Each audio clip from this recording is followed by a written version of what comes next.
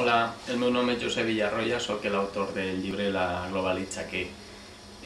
Soc professor d'institut i em relaciono amb la gent jove, amb la qual cosa,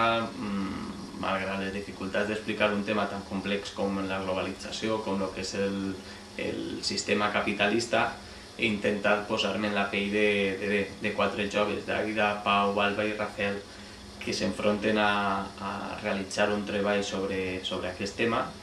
i el que els intenta és explicar sobretot com els afecta o de quina manera ens afecta, perquè ens afecta a tots i a totes, i avui en dia és un tema que, quan estem parlant de la crisi o de les crisis del capitalisme, com ens afecta l'especulació, com ens afecta la precarització, l'accés a la vivenda, com afecta sobretot això als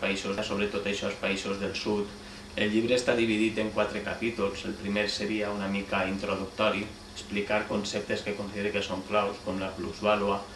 El segon capítol seria explicar quin és l'estat del món actualment, des de diferents facetes, l'educació, la sanitat,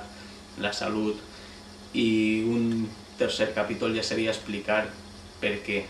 el món està així. Finalment, en el quart capítol el que intenta és explicar les alternatives que n'hi ha en aquest món, les que s'han produït en altres moments, com el sistema socialista, com va fracassar a la URSS,